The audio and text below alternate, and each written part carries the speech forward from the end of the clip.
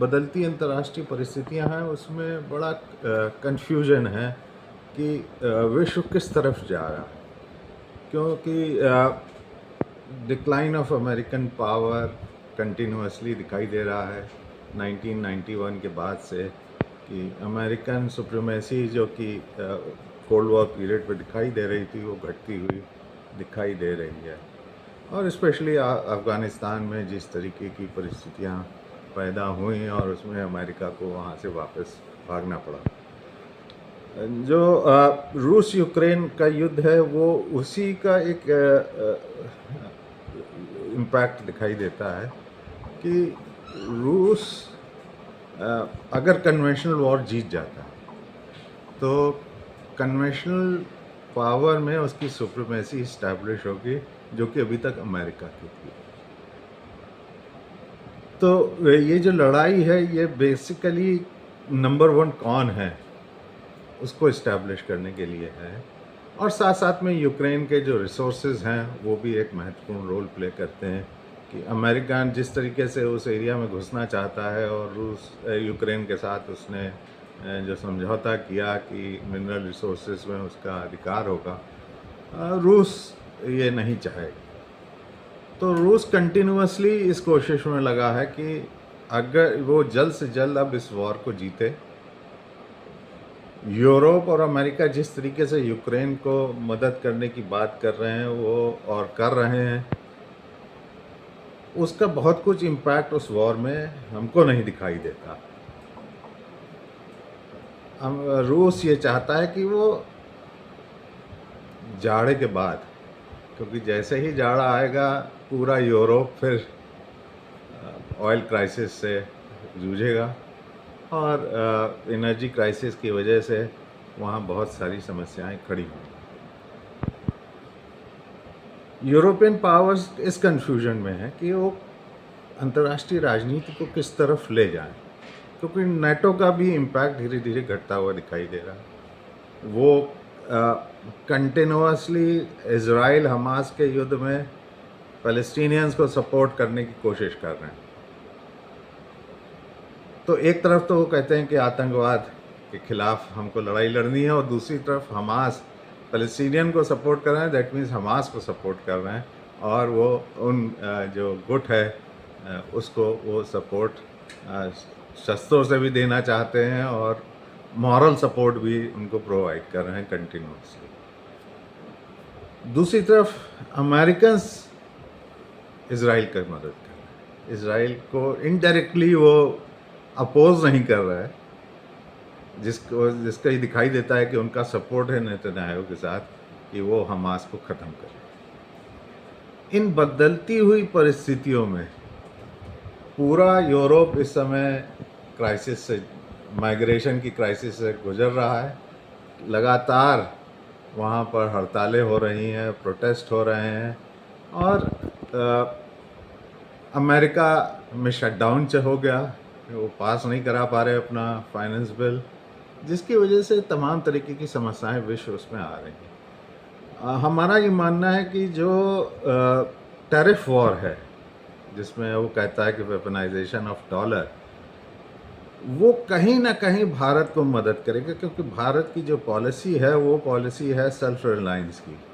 कि हम हर क्षेत्रों में अपने को सेल्फ रिलायंस करना चाहते हैं। तो ये एक ऐसा मौका हमारी सरकार के पास है कि तमाम ऐसे क्षेत्र हैं जहाँ पर कि हमारे पास टेक्नोलॉजीज़ की कमी है, जहाँ पर हम दूसरों से मदद लेते थे, उन एरियाज़ में हम कैसे काम करें तेज़ी के साथ, और वो हम तेज़ी के साथ कर रहे हैं। जैसे सेमीकंडक्टर डिवाइसेस की बात है, चिप्स की बात है, तो भारत कंटिन्यूसली उस एरिया में आगे बढ़ता हुआ दिखाई दे रहा है। हमारे पड़ोसी राष्ट्रों में जो कुछ भी हो रहा है उसका इम्पैक्ट हमको भारतवर्ष के अंदर भी कुछ कुछ दिखाई देना शुरुआत हुई है। जिस तरीके से लद्दाख में हुआ, जो कुछ भी बरेली में हो रहा है इस समय, और तमाम जो आई लव मोहब्बत को लेकर जिस तरीके से गवर्नमेंट आगे चलने की कोशिश कर रही है, वो कहीं ना कहीं ये दिखा रहा है कि कहीं जो एक्सटर्नल पावर्स हैं उनका इन्वॉल्वमेंट इस एरिया में है। नॉर्थ ईस्ट की सिचुएशन वैसे ही बहुत ख़राब है, उसको भारत बहुत कुछ इंटरफेयर नहीं करना चाहता है, जिसके कारण नॉर्थ ईस्ट की स्थिति ख़राब चल रही है। और जो पहलगाँव में हुआ, वो भी एक बहुत महत्वपूर्ण इस बात से है कि करगिल के बाद ये दूसरा इंसिडेंट ऐसा दिखाई देता है जहाँ पर कि इंटेलिजेंस फेलियर है।